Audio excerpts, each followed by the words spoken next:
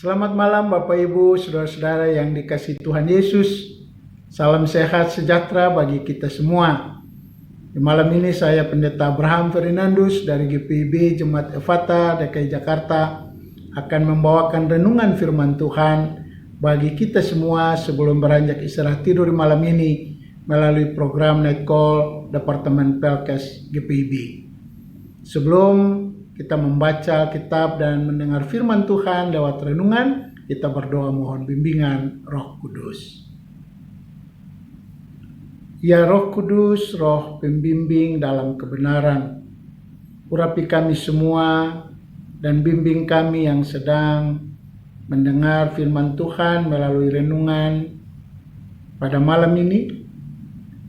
Biarlah kami semua dibimbing untuk melakukan kebenaran dalam seluruh kehidupan kami, sehingga hidup kami yang dipenuhi dan diurapi Roh Kudus menjadi hidup yang bermakna bagi sesama.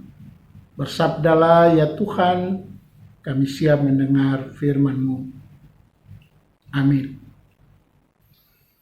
Bacaan Alkitab dari Perjanjian Baru, Kitab Kisah Para Rasul, pasal 3 ayat 1 sampai 10.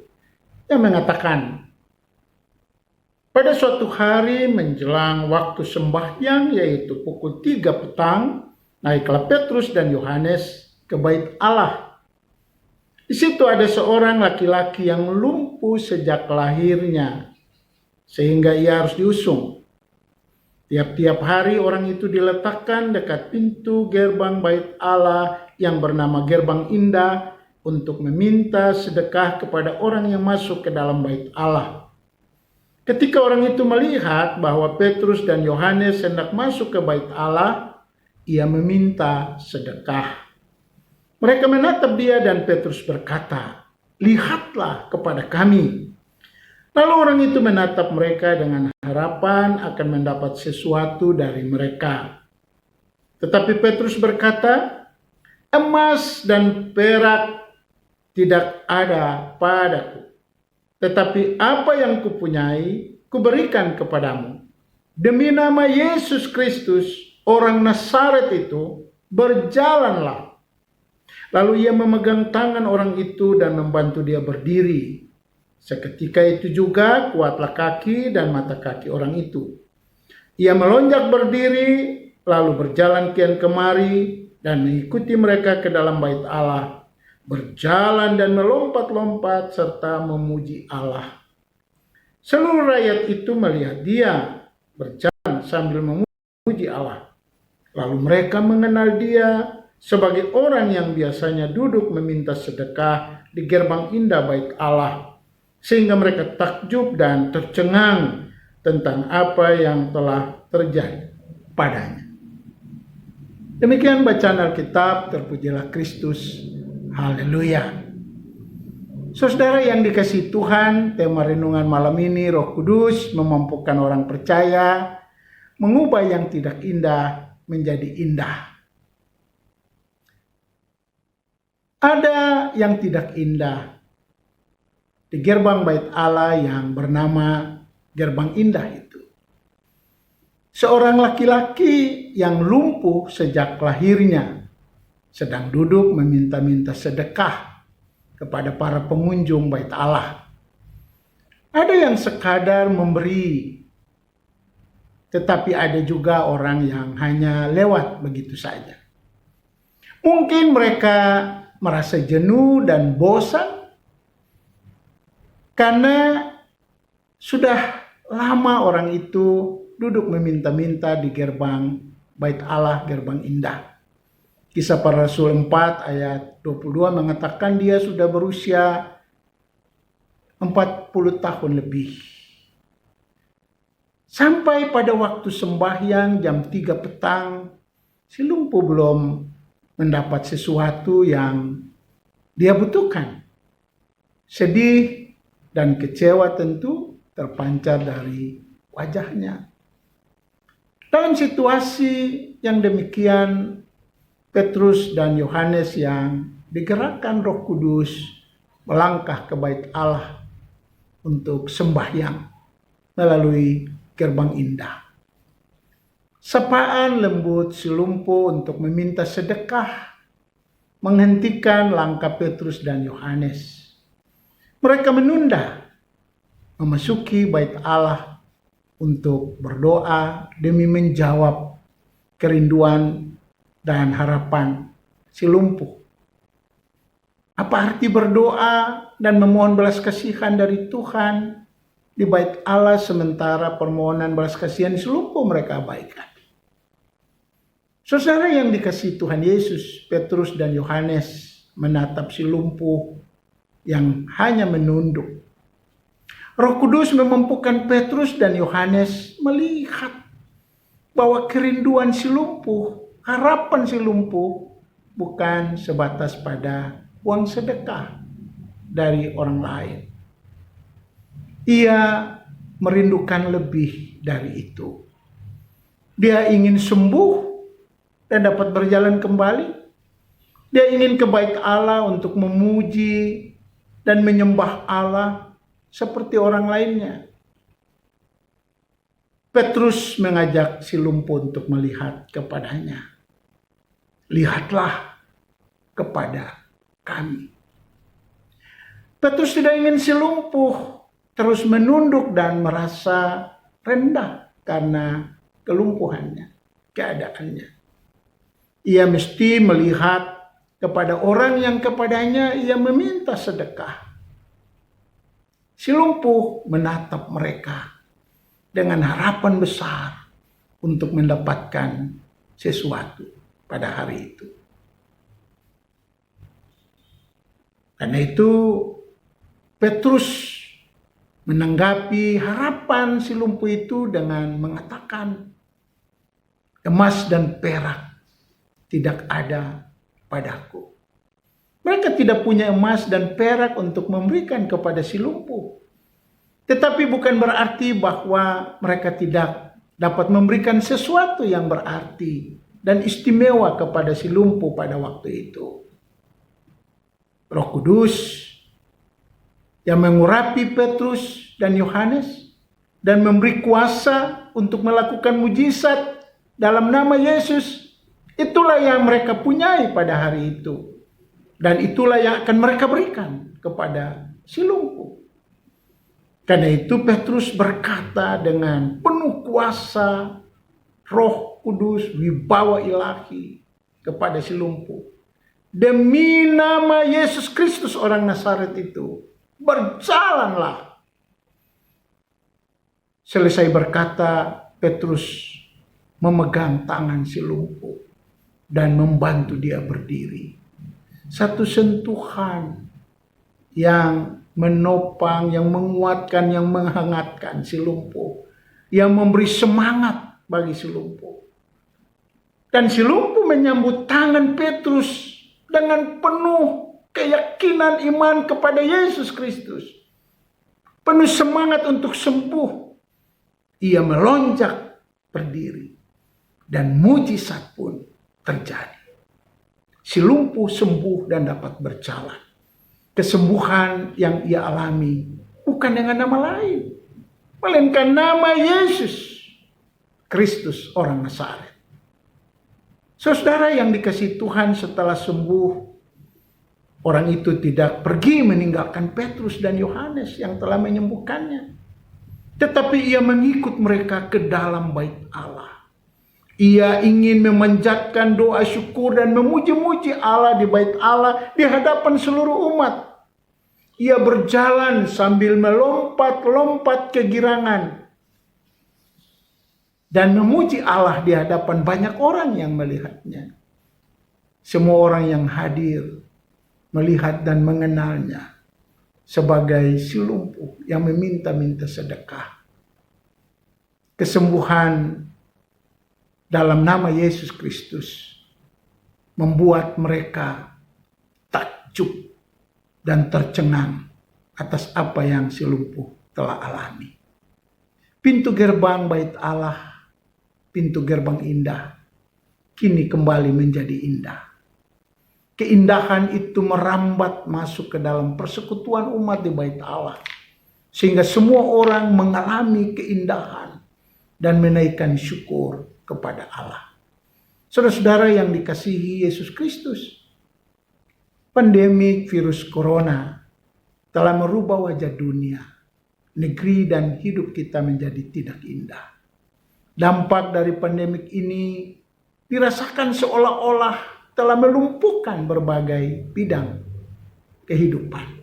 Ekonomi, sosial, keagamaan, usaha kerja, belajar. Ada banyak orang seperti si lumpuh.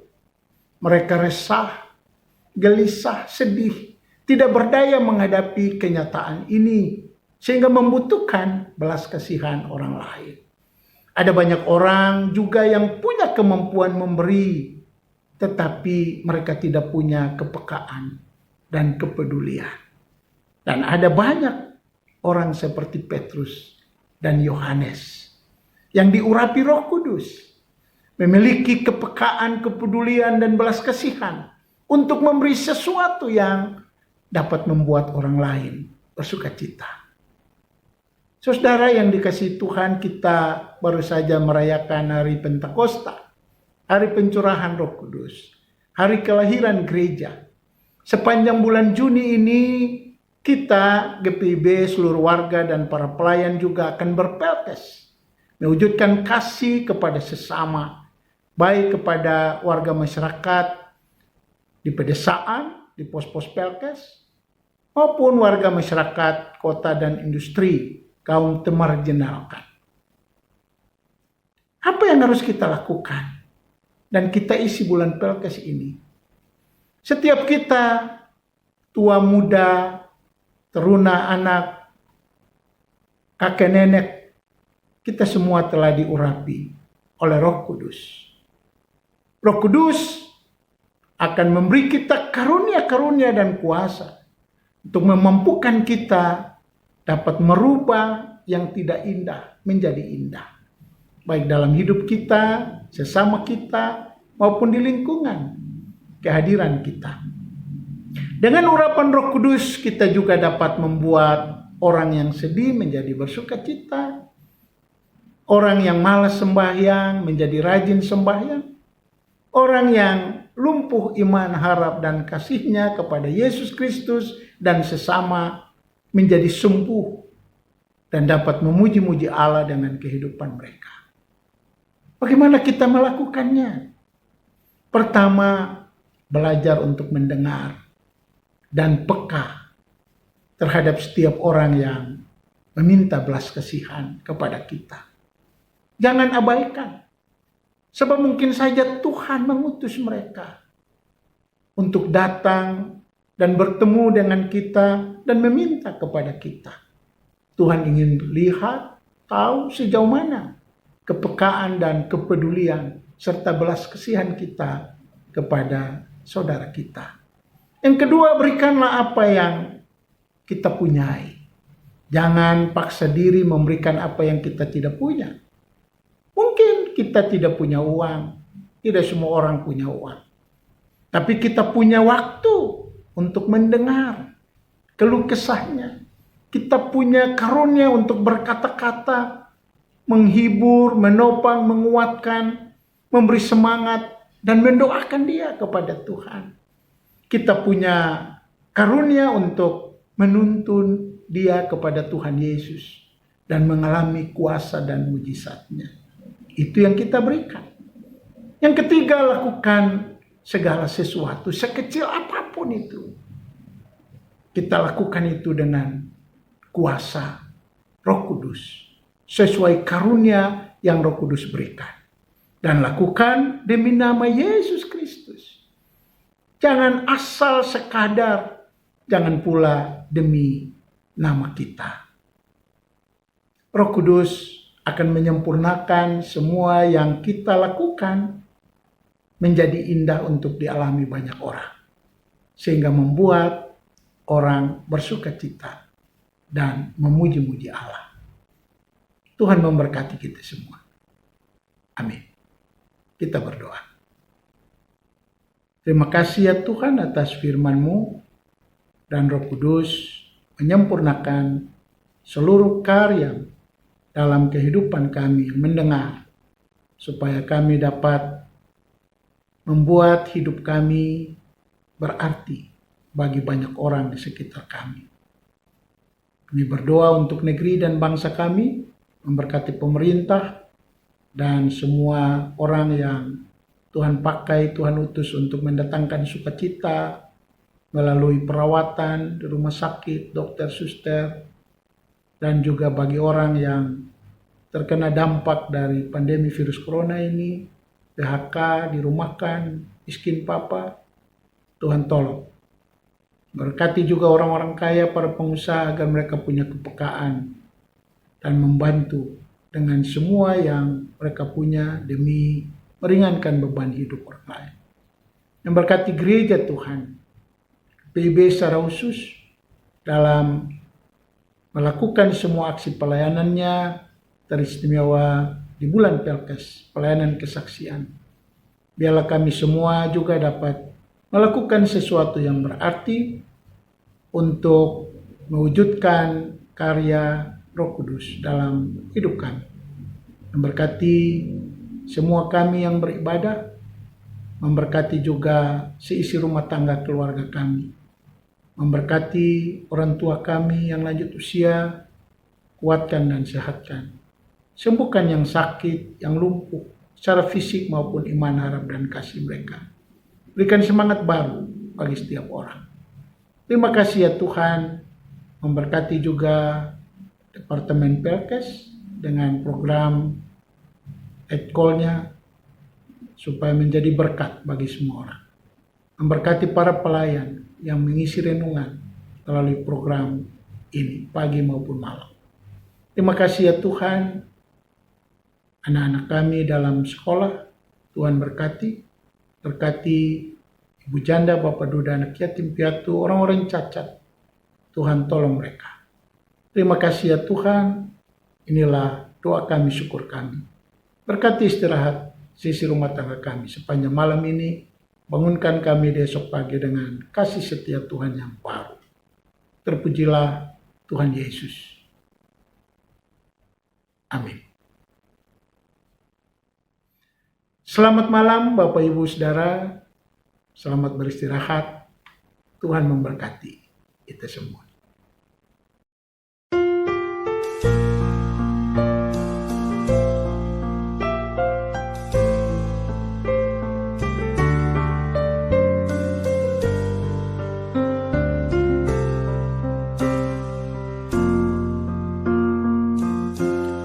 Kristus memanggil diriku, juga mengutus dirimu untuk wartakan kebenaran firman-Nya. Jangan abaikan suaranya, jangan tegarkan hatimu. Kristus memanggil dan mengutus dirimu. Dia memanggil, Dia mengutus, Dia membimbing dan besertamu selamanya. Mari semua ikutlah, memberikan diri padanya. Jadilah alat dalam tangan Tuhanmu. Pergi ke seluruh dunia, wartakan kasih Tuhanmu, supaya dunia pun percaya padanya. Dia memanggil, Dia mengutus, Dia membimbing dan besertamu selamanya.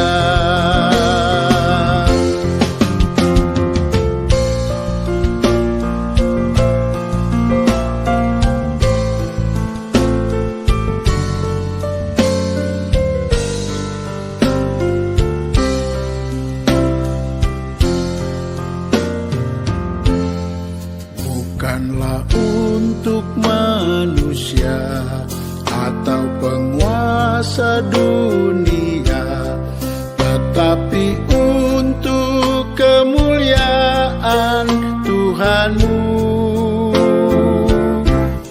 Janganlah bimbang dan resah, ataupun takut dan gentar. Ingatlah Tuhan bersamamu selamanya. Dia memanggil, Dia mengutus, Dia membimbing dan besertamu selamanya. Dia memanggil, Dia mengutus, Dia membimbing dan besertamu selamanya. Dia membimbing dan besertamu selamanya.